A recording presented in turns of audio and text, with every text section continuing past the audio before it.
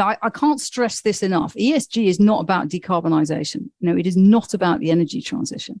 It is about a strategic understanding of where and how you are going to create value and mitigate risk in the future. And that's why it's so terribly important. So that's the journey that you go on. Welcome to the Shipping Podcast, where I meet interesting maritime professionals sharing their passion for the shipping industry and their everyday job. I am your host. My name is Lena Gothberg.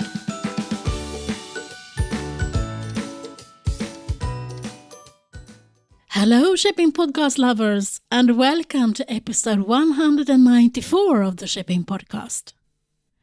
This episode is the second half of my conversation with Kate D Adamson, the Blue Futurist at Futurenautics. Or it's actually my third conversation with her, since when we met in 2016, we recorded episode 35. I strongly recommend you to listen to episode 193 before listening to this one. You need to listen to the previous one first, because it's all connected. So let's listen to what Kate has to say about the shipping and maritime industry, or what she liked to call the blue economy. Part 2, the return. Part 2, Kate Dawn Adamson. The return of Kate. So it's like episode number 3 then, because you were 35 and then we had one and this is the third one. But I love you, so you get the stage again. Maybe we should drill into what does this mean for the maritime shipping and maritime industry, because I know that we are not in agreement about the words shipping and maritime. So let's have your what do you think about when you see shipping and maritime? I wrote an article a few years ago now that was basically saying, shipping has lost control of its identity. You type shipping into Google and it comes up with, boxes. I mean, shipping now basically means taking something from one place to another. But I think there's a kind of a broader question here, and it's something everybody struggles with. Is it maritime? Is it shipping? Is it, and I think generally speaking, there's been a consensus when you talk about shipping, and it's sort of like the business of shipping. This is capital markets. This is buying and selling assets. This is counter-cyclical asset plays. All these kind of things. That tends to be sort of the remit of shipping.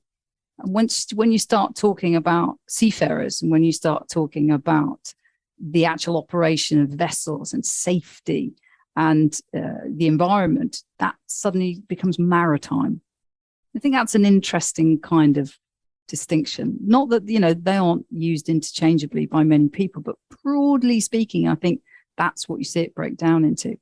And I think what we really should be doing is saying we shouldn't be talking about maritime or shipping. We should be talking about the blue domain. We should be talking about the blue economy. So how will you retrain all these elderly silver grade men to say blue economy? Well, I think there's a good reason why it's difficult to do that, because there's a lot of sunk cost, if you'll forgive the pun, in shipping. I mean, if you start talking about blue economy, then a lot of the niches that have been carved out for whether it's media organizations or conference organizers or PR people, that starts to get a little bit difficult, because, what is the industry? Well, let's break it down into this little, chunk of people that, own and operate vessels. And do we talk about maritime? Well, we don't stray too far outside that, because we have a curated audience of people who spend money, and, we want to, create that audience for advertisers. That's generally speaking how industries have, are perpetuated. So when you say this is about the blue economy, and the blue economy is literally everything from aquaculture, and salmon farming right the way through to seafarer welfare, that's a really big remit. So I need to rename my podcast to the Blue Economy Podcast. Well, I already am the blue, Lena, because I love the royal blue. Always wearing the blue. and then I can come on and swear a lot, and then there will obviously just be a blue podcast. No, I wouldn't do that. Do you know, actually, as an aside, it's quite amusing the number of people when you're a keynote speaker, the number of people who say to you, you don't swear, do you? You know, because we wouldn't like that. I was like, no, of course I wouldn't. You know, I wouldn't dream of doing that without actually getting express permission beforehand. You know, so apparently, but I think there's a lot of people who like to create interest, don't they? So they just they just say things that they know are going to be inflammatory in order to raise their profile. There's an awful lot of that about. Anyway, yes. So blue economy. I think that the whole blue economy thing, I think that unlocks a lot. Again, it reframes the problems that we're looking at. I mean, here's an example. You know, there's an awful lot about training. You know, we're very concerned that, you know, we have these standards, but, you know, they're minimum standards and got all these safety issues. I mean, the last figure I had was shipping had an accident and injury rate 10 times OECD best practice. So, I mean, I don't know if that's still the case, but it certainly was that. And I hope it's improved. And when you're trying to attract people into the maritime and the shipping industry, you're trying to, you know, train and retain them. When you say, well, you can join the shipping industry, you know, and you can be a seafarer, or you can be a marine engineer, and that's it. This is your, you know, we will train you intensively just to stay here. Now, that might be a bit of a difficult sell. But when you look at, again, what some of the younger generation that, you know, I've been in contact with, see what they're doing, you know, they are taking sort of maritime studies degrees or, you know, blue economy. They are trying to, because there's no question that so many of these skills, you know, should be transferable across lots and lots of different, you know, industries, opportunities, companies, etc. And I think that, as I say, talking about the blue economy kind of unlocks some of this, because shipping is tiny. It's really little, and we forget. Not to us. It's the world to us. Yeah, and it's not to say it's not terribly important, but, you know, it's actually really, really small. And I remember all the, you know, discussions years ago about, you know, why don't we have, you know, an iPhone for seafarers, and why don't we have this thing or other? And I remember, you know, saying to people, do you have any conception how small shipping is? You know, I mean, it's just not worth a company investing in something, you know, because even if they get 100% of the market, you know, so, you know, 1.5 million seafarers, so what? It's not enough. And so anyway, I think when we talk about blue economy, not only does it help us intellectually and philosophically to understand the breadth of the impact that shipping has, that it is just one of a myriad set of stakeholders. And the impact of shipping is not limited to, you know, your share price. It's actually, it extends across a massive swathe of people's experiences, livelihoods, you know, all sorts of things. But it also shows you where the opportunity is as well. You know, it shows you that it is not just about, it shouldn't just be about freight rates and this, that, and the other. It should be about how do we as an organization, as a business, you know, where are the opportunities for us to grow, not necessarily just to achieve growth, you know, in terms of finance, but to achieve a sustainable growth. And that might be in looking in different directions. You know, when we work with startups, startups always have to pivot. You know, you reach a point and maybe your expectations, you know, is the product market fit quite right? Or maybe not. And you have to pivot. And I use that as an acronym for what all businesses have to do now. They have to pivot. It stands for purpose, interdependence, value and values, openness and trust.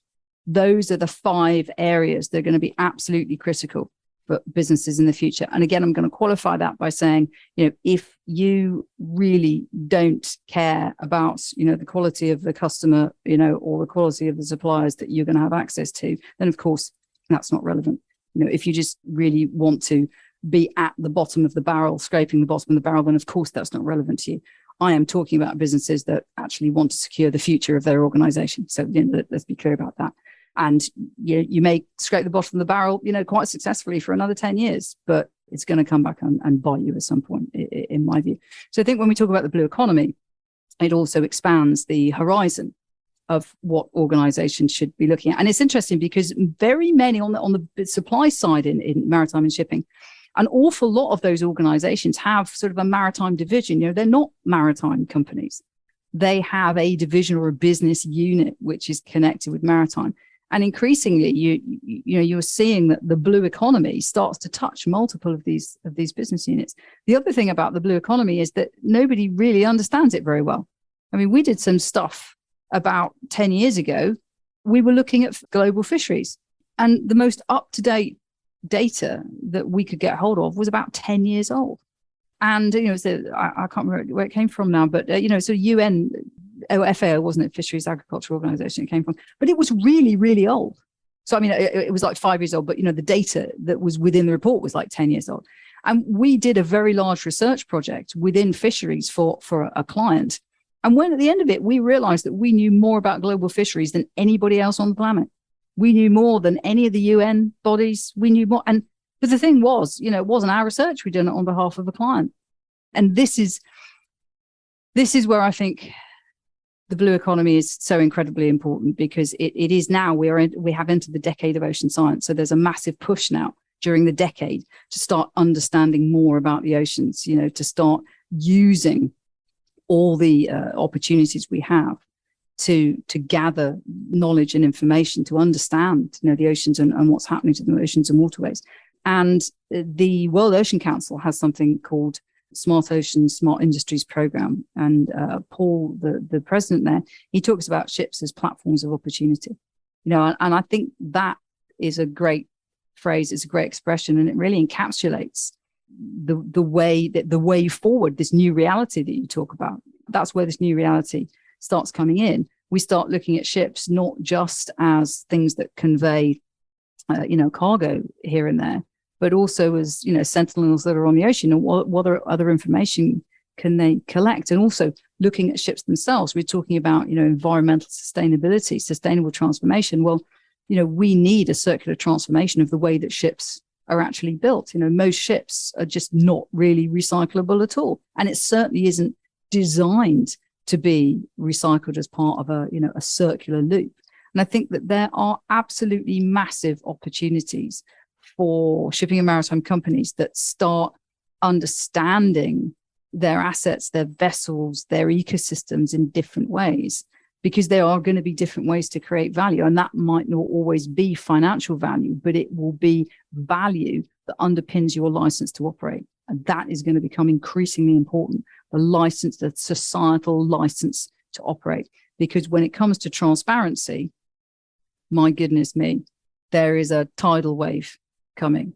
I mean, there's people like the Net Zero Alliance. They are examining all of the environmental claims and all these all the net zero claims that companies are making. And this isn't just about having uncomfortable things posted on the internet. This is about ESG disclosures being materially significant to financial markets. The Securities and Exchange Commission in the United States has actually now got a unit which is dedicated to investigating ESG claims. And Vale and the dam collapse has been a big part of this happening, because Vale made ESG disclosures about the way that their environmental policies were being implemented, etc., which turned out effectively not to be true. And in the same way now, that if you made misleading financial disclosures to the market, if you make misleading ESG disclosures to the market, then you will be subject to proceedings in the same way you will be if you misled them financially. So it's not, I talk about societal license to operate. Societal license to operate isn't just your end consumer. This is regulators. This is all the other, societal infrastructure in between as well. So yeah, I think blue economy. Let's talk about not so much shipping and maritime. Let's talk about the blue economy, and let's expand people's frame of reference. Why isn't there more interest about the blue economy? Has it got to do with it's too fluffy, or is it that people still have got their minds on and their eyes on the money, earning money at any price? Or is it they haven't started realizing yet where we're heading when you're talking about ESG? I think you've probably, hit all of them there. I think it's probably a combination of those things, actually. When you look at the World Ocean Council, and it talks about corporate ocean responsibility. That's it. If you operate anywhere near the oceans, or, you make money in any shape or form from activities that take place, in and around our oceans and waterways, then you're part of the blue economy, whether you like it or not. But generally speaking, this is not an area that, the shipping industry, if you like, ship owners and operators have really been involved in. And I thought it's been fascinating, for the last, I don't know how many years, the big sort of blue economy conference in Portugal that, happened year after year, where you had all the, the blue investors, all sorts of people turning up there. It used to happen at the same time as North Shipping. Every year it happened at the same time as North Shipping. So what are you basically saying? You're saying, well, here's the blue economy, here's the big conference that brings together, all these policy makers and, marine science, all these things that's super important, but it's okay because we'll just schedule North Shipping at the same time. And this, to me, I'm not being critical of North Shipping. I'm just saying, how could you have that situation where something which is of such relevance and so important clashes? And you could make the same argument, the people who organised the conference in Portugal, if you want to, why did you organise that alongside North Shipping? But, here's the thing. Surely there should have been some kind of understanding that these two things should be complementary, should not, be competing against each other, maybe. Yeah. So it's no one's fault, but it's everyone's fault, if you like. So, and the other thing I was going to say, so yes, it's not prioritised. We are not talked about as part of the blue economy. And that is a mindset thing. The blue economy, as you say, is something else. It's not, even though, we are part of that. Shipping and maritime is part of that. The other thing is that in terms of sustainable investing, blue economy, the World Ocean Council has a massive group of really active sustainability, blue economy investors, who are looking for sustainable investment. So it's not as if this is just about, small island developing states and, people saying you can't continue to, use bunkers because, my home is sinking. This is actually about investment. It's about opportunity. It's about balancing how we use the oceans in future for the benefit of everybody. And of course, we're also now getting these, marine protection zones, which are coming out that, these are going to have massive impacts on ship operators. And yet most of them are simply not aware of it. It's not considered to be core to their operations. And I guess this is the point, that all sorts of things that just didn't matter so much are now becoming material. And that's a really important word, materiality. What is going to be material to your opportunity to create value in the future? And that's where ESG becomes important, because what ESG does is it basically says you need to understand, looking at your stakeholders, how you are going to create value in a changed future when things that weren't so important become important. And that's why this is a dynamic thing, because things that weren't important a year ago can suddenly become super important. So it's not a fit and forget. You don't say, I've done my ESG. Thank you very much. I've got a lovely report and it's really pretty and the colors are super. And now I'm just going to get on with business as usual. No, ESG is a dynamic thing, because you have to be in constant contact with your stakeholders to understand how their priorities are changing and how that is going to impact your ability to create value and profit in the future. What is the roadmap for ESG? What's the roadmap for ESG? I think I would kind of put ESG in a broader context. So I would talk about sustainable transformation. We did digital transformation. Yeah. Everybody talked about, we've got to transform businesses. It's got to be about digital. I think really now we need to understand, both digital transformation, digital and ESG as part of this broader sustainable transformation. And I think that we talked about, a bit about leadership and things, but I think there are some areas of focus around sustainable transformation. So you've got these 4 competencies, if you like, for sustainable transformation. One of them is ESG.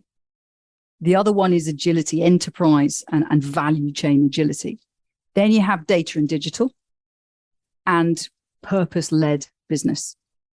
So those are kind of I think the 4 main competencies that organizations need to have. So just very quickly, when it comes to ESG, don't silo it as decarbonization. That is the first and most important thing. I know I don't need to tell you that. It is essentially ESG is a material window to the future, and it's already being considered a window to the future, to future risk mitigation and value creation by, investors, etc. They're looking at ESG to understand what the future of the companies looks like. Where's the risk, where's the opportunity? And I think when it comes to ESG, you mentioned, a lot of people just aren't doing anything. Well, when it comes to ESG, doing nothing is not an option, because doing nothing is not standing still. That's actually a downward curve. And that's what people need to understand. If you're not doing anything around ESG more broadly, you're not standing still. Actually, you're on a downward curve. So that's really important. We are leaving them. The train is leaving and we are leaving them there. Yeah. Or the boat is leaving, maybe. Like it. It's not a Darwinism, because this is what people said with digital. If you don't get on this now, it's gone. And it's not just about adopting, technology. It's not just about adopting different metrics. It's about that mindset shift. It's about understanding why ESG is important. So that's the thing. If you haven't got a full-blown ESG, program going on within the next 6 months, it doesn't mean that you're finished. Of course it doesn't. But you have to get that understanding of what ESG means and what it means for your organization. I think it's really important. And the second thing is agility, enterprise and value chain agility. So let's unpack that a bit. When we talk about value chain agility, we're talking about the ability to exchange information seamlessly with your value chain, the ability to embed with that value chain. So, there's a lot, there's a lot of data and digital involved in that, but also, again, it's a mindset thing. It's an ecosystem play.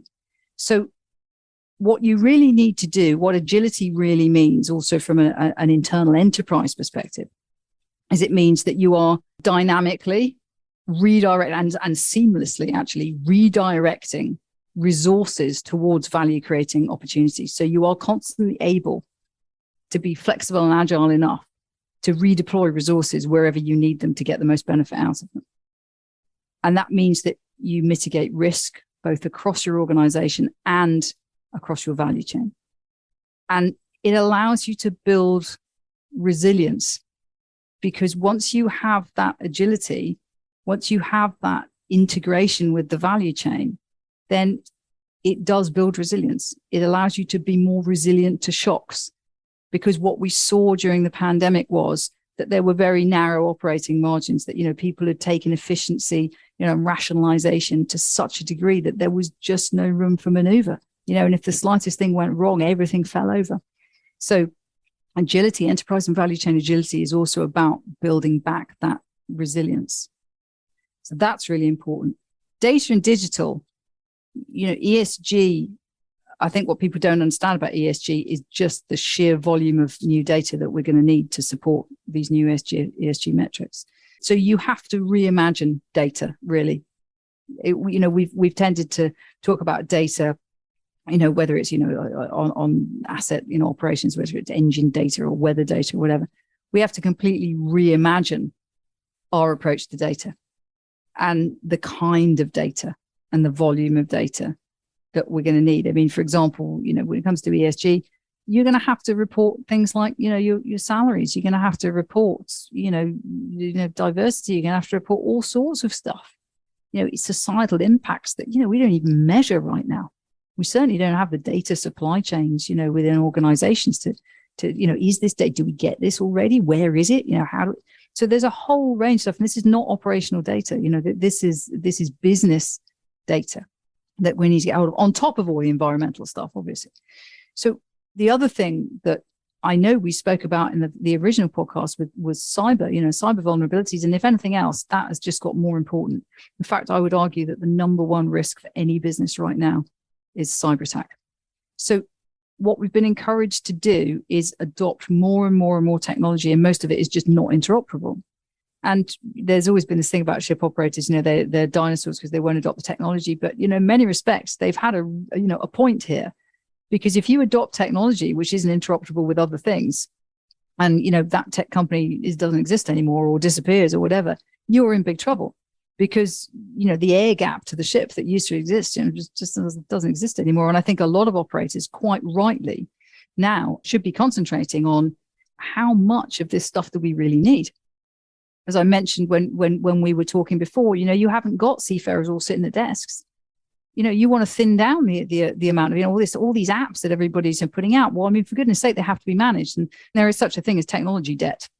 And companies around the world are suffering from this, that, they've implemented so much technology, and it's now costing them so much money to maintain and manage, all these systems, to make them, secure, all these other things, that it's kind of preventing them from investing in anything else. So I think there needs to be a real careful recalibration of, what kind of data we need, how we get it, what technology we buy and we support, and how interoperable and resilient it all is.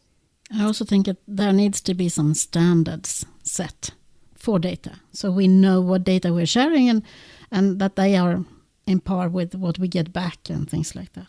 I mean, there are data standards, that there always have been.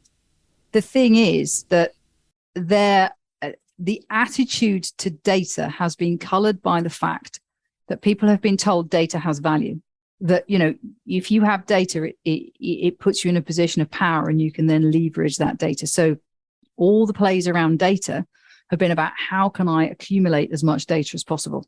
Yeah, I want to own the data. Problem with that is that it makes you a big fat target, because if you have data pooling in one place, then it's extremely vulnerable, to an attack, because you've only got to hit one organization and you've stolen all this data. So what we're increasingly trying to do is say, how do we have the data that we need when we need it, as opposed to just collecting it all and having it sitting around, which, by the way, is also, can be very, very expensive. So we're looking at things like federation, and blockchain has, awful lot of problems because it's, energy inefficient, hugely. But certainly things like federation, which sort of says, do I need this data? Do I need it now? Do I actually need to have it here, or can I just access this data rather than hold this data? Yeah.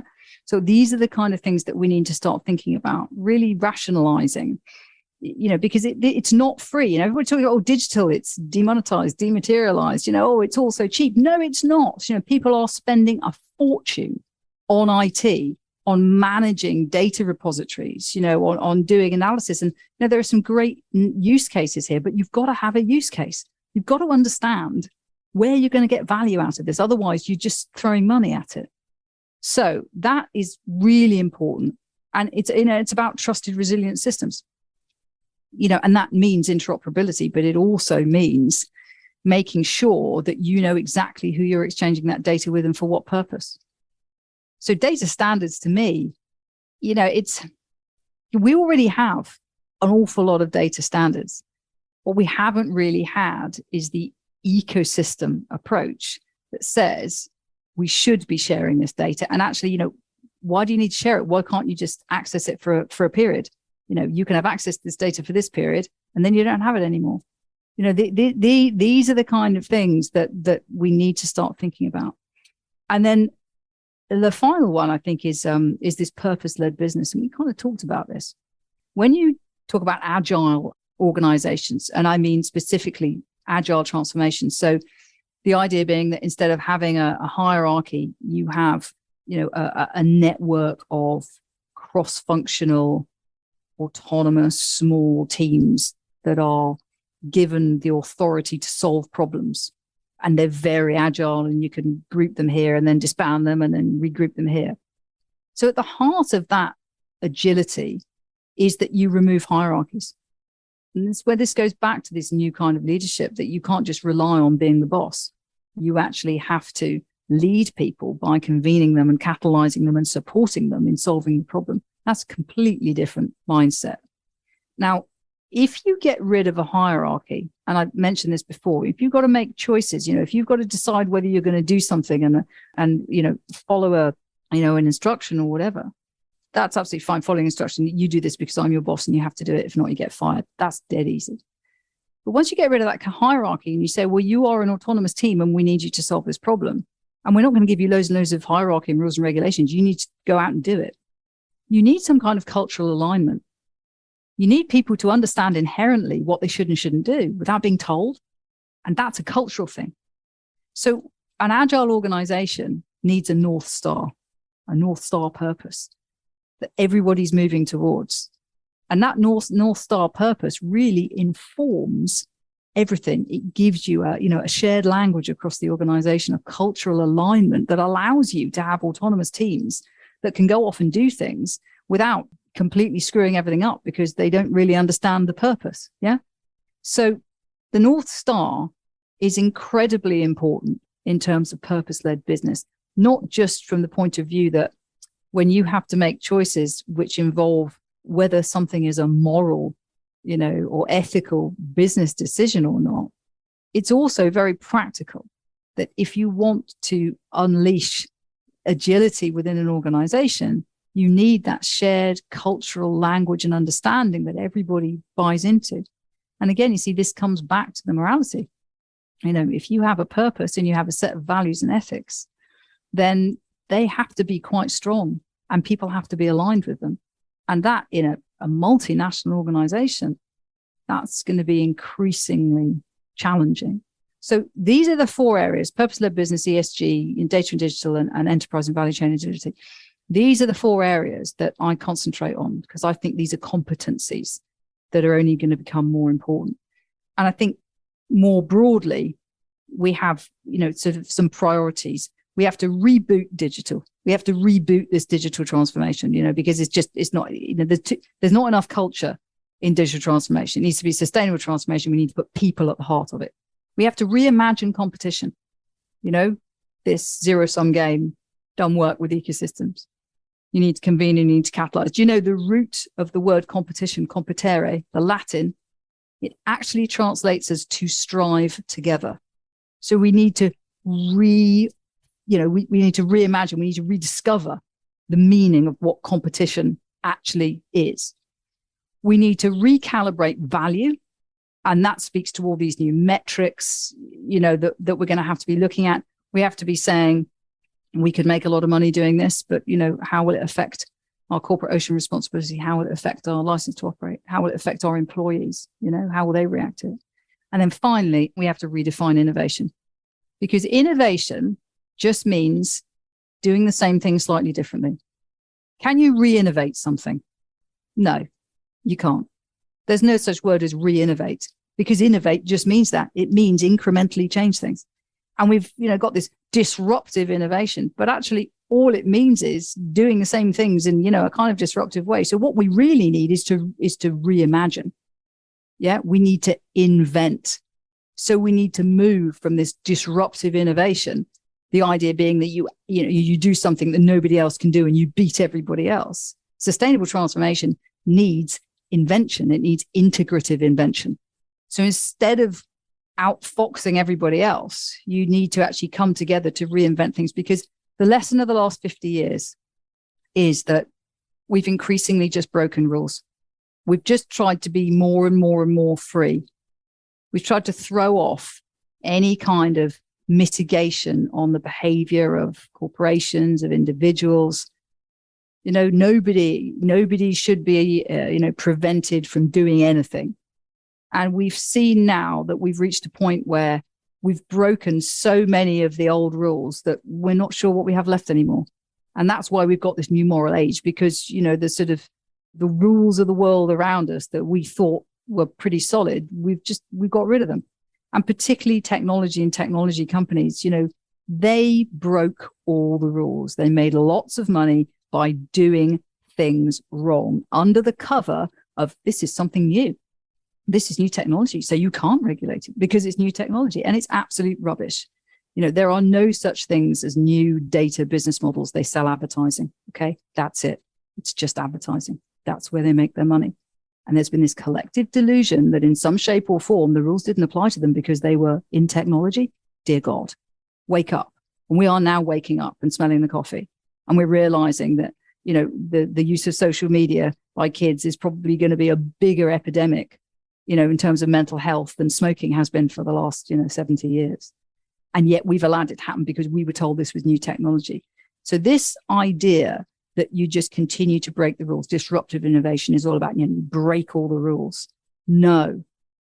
What we need now is to remake rules. We need to come together to actually make new rules. And that's inventing, not innovating. And we can't do it on the basis that we did before, because we've got different stakeholders now. We have the planet as a stakeholder, which we didn't have before.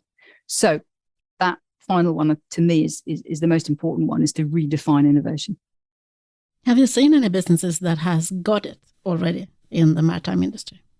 Well, I've worked with several that are really getting it. Yeah. And they are embarking on very significant programs of, investment, because they understand that, you tend to go on a journey. So the short answer to your question is yes, there are. And I mean, you can always look at, there are the big outliers like the Maersks, and also if you look at shipping's customers, there's an awful lot of people who get it there. But I think what tends to happen with ESG is you go on a journey as an organization. And ESG really started out as, CSR sustainability. And the sustainability people, made lots of noise about it and said, we'd like to do surveys and we'd like to understand this. And people went, oh, okay, well, if you must. And then there was this sudden realization that what you were seeing from these, assessments that sustainability people were doing was actually a bit of a window to the future. So suddenly, the financial people got involved and said, well, from a risk perspective, this is actually quite interesting. Because if you track the sustainability stuff, you're starting to understand where new risks might be emerging. So then the financial people get interested. They go, okay, enterprise risk, right, now this we get. So they started supporting this kind of, assessment, because it could give them a window into enterprise risk and risk mitigation. And then finally, what happens is the C-suite suddenly have this eureka moment and they go, oh my goodness me, what this is actually telling us is how we are going to take advantage of opportunities in the future. So this isn't just showing us where the risk is coming, it's also showing us where the opportunity is coming. So this is now actually core to enterprise risk and value creation. And once that eureka moment happens, then you go, right, well, this is not sustainability. This is actually business critical. This is strategically hugely valuable. And what it enables you to do, that contact with your stakeholders, that dynamic understanding of, how attitudes are changing and requirements. And it allows you to see how you move up the value chain.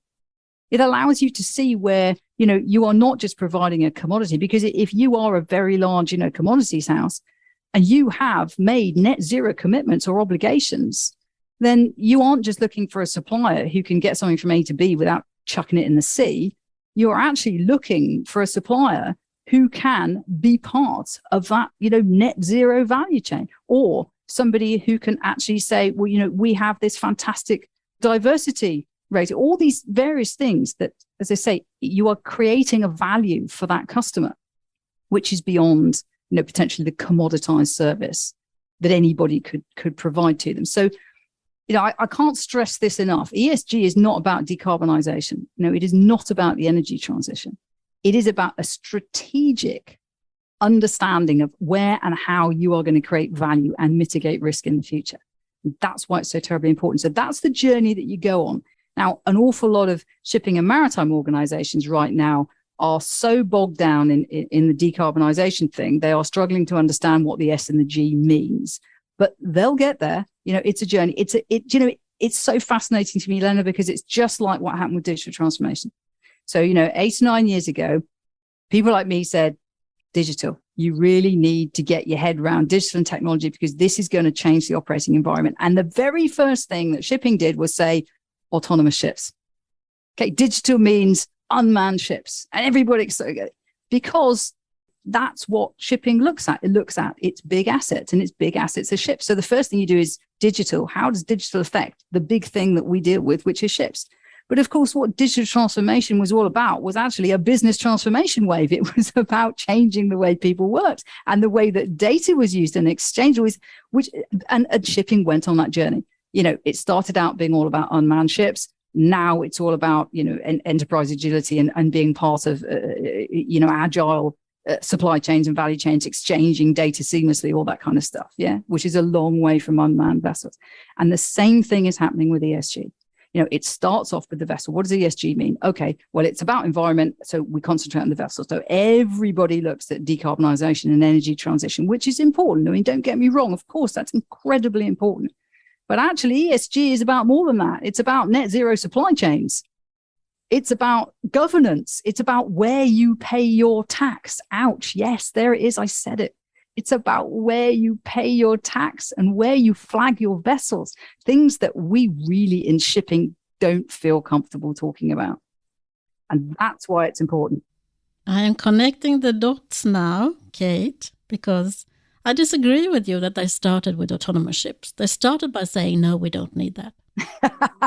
We don't need digitalization. You're right. I forgot the first step. You're right there, Lena. Sorry. Yeah. And now they're doing the same thing then when it comes to the blue economy. We don't need that. ESG, no. We are deep into environment. Well, I mean, we can discuss, our opinions of this, but actually what Futurenautics is doing is the first, we're calling it the Maritime ESG Evolution and Maturity Survey. And that's going to be going out. So any listeners, viewers, etc., please keep an eye out for that. And if you're able to, please take the survey, because what we're aiming to do, and we're doing it completely free of charge for the industry, and all the results will be shared with industry. We are trying to benchmark where we are. What are people's perceptions of ESG? What are they doing? What do they expect from ESG? How are they reorganizing? Are they taking on, particular talent to help them with ESG? What investments are they going to be making? And what are the biggest threats they see? What are the opportunities? All sorts of things. So really, really important questions that will enable us as an industry to sort of say, well, this is where we are. On a maturity scale for ESG, this is where the industry broadly is, and it will enable individual companies within maritime as well to get a handle on, how others perceive ESG. So what we hope it will do is open conversations up, because really, as I say, ESG, sustainable transformation, it's a team sport. It's not something you can do on your own. It's being part of a net zero value chain, supply chain, green corridor, whatever it is. Yeah. And you need to bring those stakeholders together. So that survey, if it comes across your desk, please fill it out. And then, as I say, it won't just be us giving opinions about what we think the industry thinks about ESG. From our perspectives, we'll actually have some hard data, which everybody can rely on. Which is very much needed, I think. But let's talk a little bit about my soapbox. The profile of the maritime industry. How can we raise that profile? I mean, all of us together, because what you've been talking about is more what can companies do and what can I do and what can I expect? And Lena, be patient, you said that as well. I could hear that in between. But how can we raise the profile of the maritime industry? Because when we are recruiting the next generation, they don't understand what we're doing. We're doing so many good things here. And there are so many exciting jobs in the future, but we are not telling anyone about that either, I think. I think what the pandemic did, in many respects, was it made all these things come true. All the dreams about shipping in the spotlight came through, didn't they? Because suddenly... Yeah, but did it do that in a good way? Well, that's the problem, you see. It's a question of be careful what you wish for. Because shipping has a lot of fabulous people in it. And I always love doing, gigs in shipping, because there's a certain kind of, attitude and honesty and authenticity that you find within shipping that you don't always find in other industries, actually. There's a bit of a camaraderie and a, shoulder to the wheel, let's get on with it kind of attitude that I find personally very attractive. I really like that. But shipping is a very big global industry. And when we say we would like to make shipping, more, raise awareness of shipping, we have to realize that means we are going to encourage scrutiny of things that we don't have an answer for. And I think my experience of the world, certainly the younger generation these days, is that they are zero tolerance. They say, if something's bad, they want it fixed. And when you say, well, it might take us a bit of time to fix that, they go, no, you have to fix it now. because we don't have time. We can't wait around for 10 years for you all to talk about things you're going to fix and then they don't change. And it means that at the very least, you need a game plan. You need an answer. You need a roadmap to say, this is how things are changing. And during the pandemic, what happened was we shone a light on these incredible global supply chains, that are absolutely remarkable. The logistics that get things around the world, it is remarkable. And unfortunately, what really was shown was how non-resilient they were, to start with. I mean, things just fell over. And how, a confluence of events, something happening here, something happening over there. Suddenly you had this complete nightmare, everything was falling apart. And on top of that, you suddenly had people, or you do now have people saying, from an environmental perspective, why are we shipping all this stuff around the world? Do we need all this stuff? So when I say, it's a bit of a double-edged sword, we can celebrate the fact that, this is an amazing system that we have in place.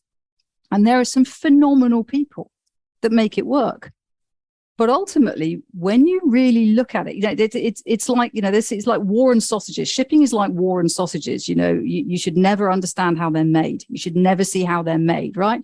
And I think shipping kind of falls into that category, because the problem is, once you say, look at all this complexity and the incredible hard work, that goes into all this. And at the end, and I'm going to use my favorite analogy, that enables, your piece of joke rubber dog poo, to turn up, so that at the Christmas party, you can put it on someone's seat. And unfortunately, what that prompts is people to go, really? This piece of joke rubber dog poo has come halfway across the world? Do I really need to be buying this? Now, how much of this stuff in all these boxes is something we should really have? Because the environmental footprint is not just, how much it's cost in terms of, bunkers to get the ship across the ocean, but it's in, these are linear, this is plastics, this is materials that either they're virgin materials that we probably shouldn't be using in a linear fashion. So we throw them away with no, opportunity to recoup the value of that product afterwards. And secondly, it's meaningless. It's just more consumer stuff. So do we really want to shine a light on shipping? Is that what we really want? And I ask that in all honesty, because there's a section of people in shipping and maritime that, for a long time say, we need to raise the profile of shipping. But unfortunately, when they get asked a difficult question, they don't have an answer. Because if you want to raise the profile of shipping and you want to say, look at all these seafarers, who are in incredible danger right now, avoiding mines in the Black Sea, for example, a journalist is going to say to you, well, in that case, why on earth are these Greek owners still carrying Russian cargoes?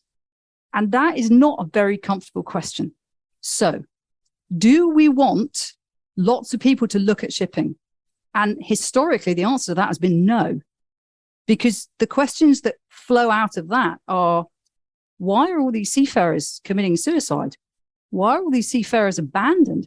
How was it possible during the pandemic for people to be left on the high seas with no ability to go ashore and see their families because every country in the world shut their borders to them?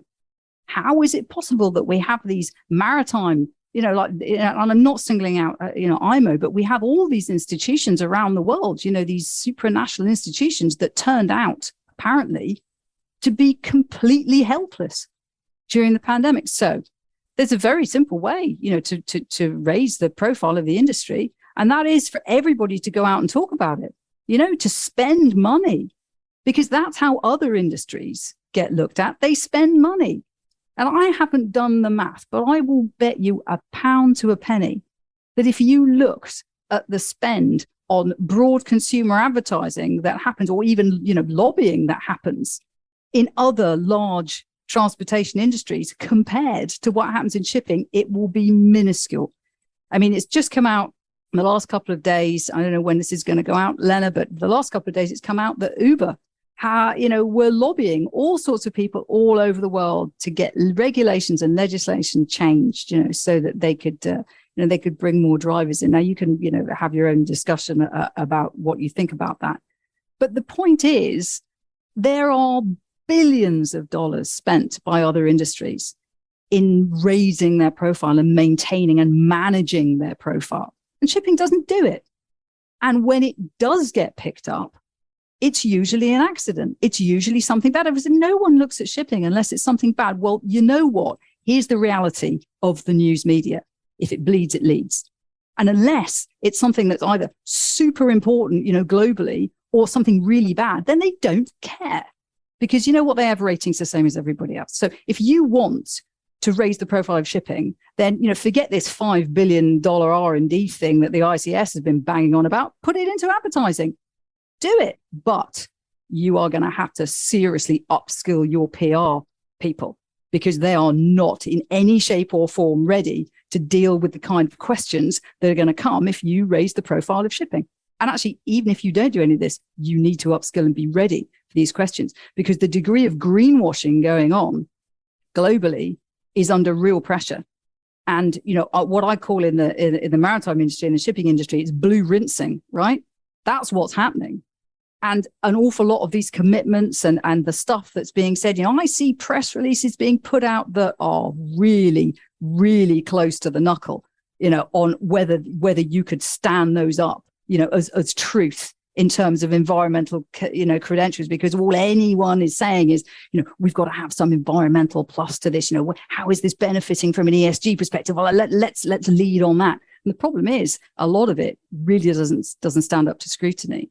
And I think there needs to be a real recognition that shipping can't get away with that in the same way no industry can get away with that.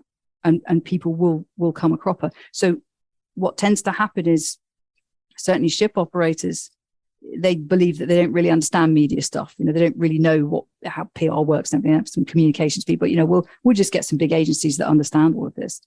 The reality is, if you have an agency come in that looks at your products and says, oh, well, we should lead on this, and it does this, that, and the other, you have got to be absolutely sure that they fully understand the extent to which what they're saying is accurate. Because any mismatch between, our PR company put that out and they didn't really understand, that is not going to hold water in future. And I'm seeing it already. And I think it's super dangerous. Well, I think that we need to raise the profile of the maritime industry because of all what you said. I mean, we need to show, and especially if we are now entering into the ESG era, where we're all going to be improving ourselves, then we need to show what we are bringing to the general society. I agree. And also, maybe we could change what the seafarers are going through, because we can shine a light on them. And I think there is a momentum, because all governments, all of a sudden, they had to understand shipping, maritime, seafarers, because they needed to get them home, or they needed to get them vaccinated and things like that. So the maritime industry, the people, they had to talk to these governmental people and explain the maritime industry. They never done that before. And once you get the grip of what we are doing, we need more cred. I think we need more cred, Kate. Listen, I don't disagree with you in the respect that people should understand what shipping does. And that is how, when you get attention and awareness, that's how things change. That's why these new metrics, ESG metrics, whatever, that's why it's so important that you start reporting different metrics, because we value what we measure. And shipping being invisible means that nobody is actually really nobody understands shipping. You have the sort of buying and selling of, assets and, the capital markets and that kind of stuff. Well, okay, that's a bit special, but just more broadly, I'm consistently astonished how little anybody really understands the business of operating ships, of operating crew. I mean, even technology suppliers. We've got a bit of technology that allow you to do this. And you're like, do you think that a ship is full of people sitting at desks? They develop this technology, this software, and it's great. And you just click this and you click that. And you're like, dude, do you not realize that a ship, is a living thing? People are walking around, they're mobile. So I think that, yes, more focus would be absolutely fantastic. And I also think that if you have more focus on shipping, it's going to be forced to start confronting some of the things that it doesn't like. But it's extremely difficult if you don't have a plan for how you deal with this stuff for it to be exposed. And I think, to me, that's why the plan needs to come before the promotion, if you like. And the easy way, the quick way to do it is say, oh, well, let's just tell everybody how great shipping is. But, that's going to backfire horribly when people start telling the truth about what actually happens. Because there is the rosy picture of this is lovely and everyone's smiling and happy and look at us delivering things.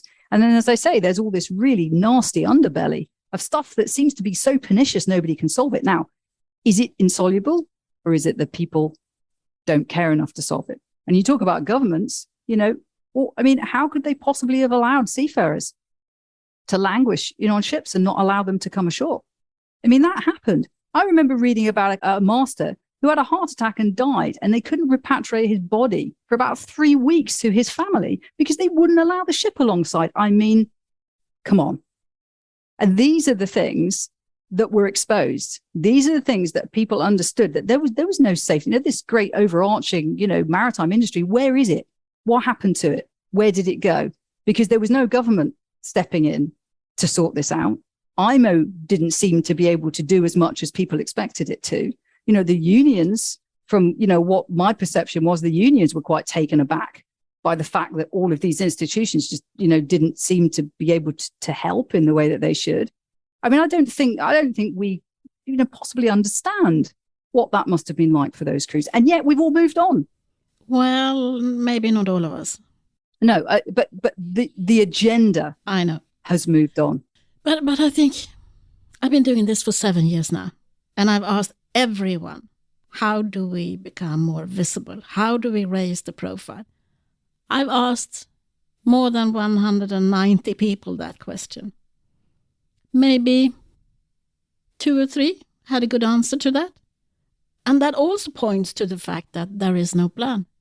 If there is a plan, there is a plan for that nation or that country. The ship owners in one country has a goal, and then they put someone in charge to actually make that. I think in a way we're asking the wrong question. How do you make shipping and maritime visible? Actually, shipping and maritime is not one homogenous thing. It's a collection of sectors. And the way you have to look at this is you have to say, which ecosystems, which value chains is shipping part of? So, if you're in container, then you are part of FMCG, you're part of big consumer value chains there, whether it's, trainers or rubber dog people, wherever it is, that you're delivering. So where the visibility is going to come is as part of those ecosystems.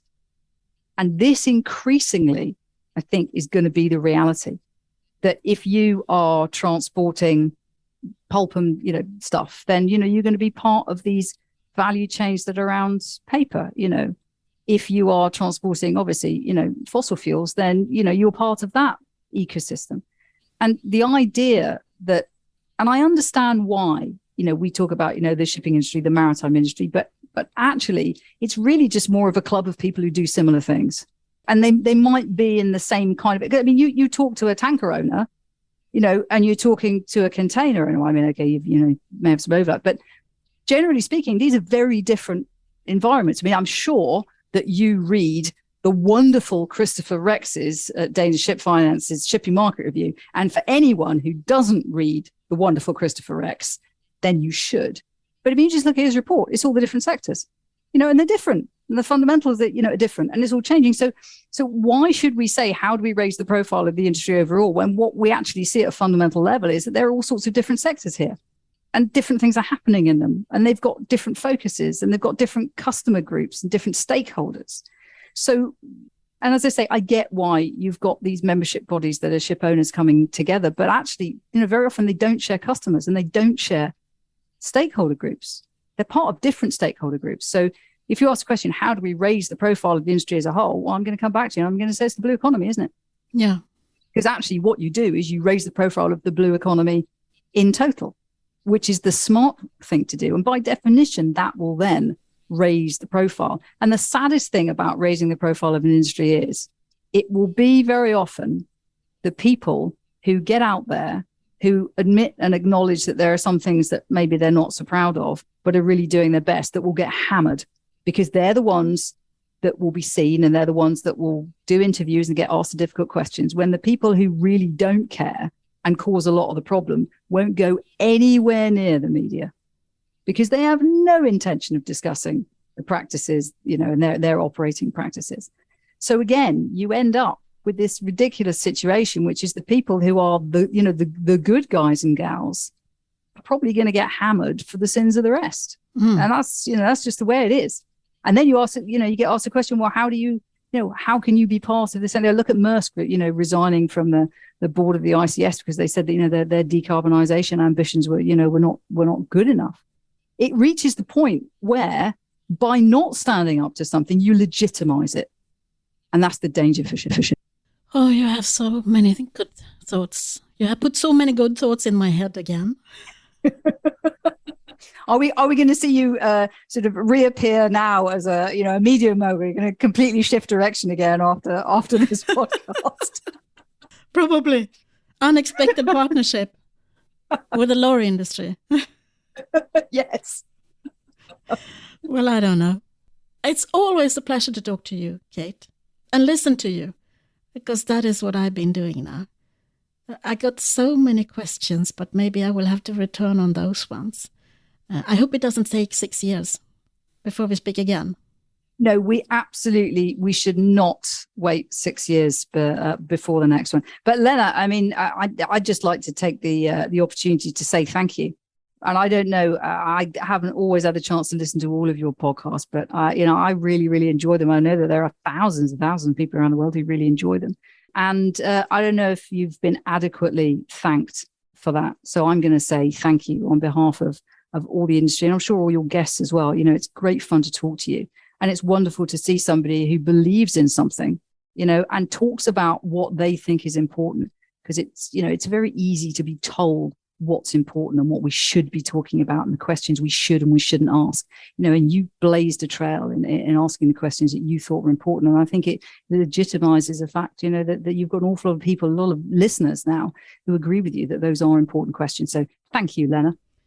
Thank you, Kate. No, it's not that often that I get that recognition. Someone told me the other day that maybe I should get a medal from the king or something. Yeah, I will advertise that then. I'd be up for. I'll vote for you. I don't think he's open to that, but thank you very much, because this has been going on for 7 years, because I knew there was some people who wanted to hear it, and I could make a platform for people to discuss other things than what is usually discussed in the maritime press or different outlets. And I think all my guests are definitely contributing to that, to my success. And thank you, Kate. It's been an absolute pleasure, Lena. Thank you for the invitation. Thank you, Kate, for explaining what we can expect to happen in the not-so-distant future. When that survey on ESG comes out, I will make sure to have a link to that in my newsletter. We all want to know if there are more rookies out there on ESG than me. I have now been doing this for more than 7 years. I had the anniversary last week. 7 years. My conversation with Kate gave me hope, both for the future of the shipping industry, but also for this media. I feel that I have created a platform for people who want change. I also think that it's now evident that being associated with me and the Shipping Podcast is suitable for branding. So what are you waiting for? I need resources to be able to do more interviews like the one you just heard.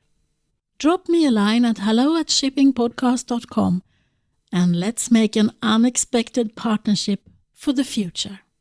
Thank you for listening to the Shipping Podcast. Don't forget to tell everyone that you meet that there is a shipping podcast available and that they should download it and listen to the maritime professionals who are sharing their passion for the shipping industry.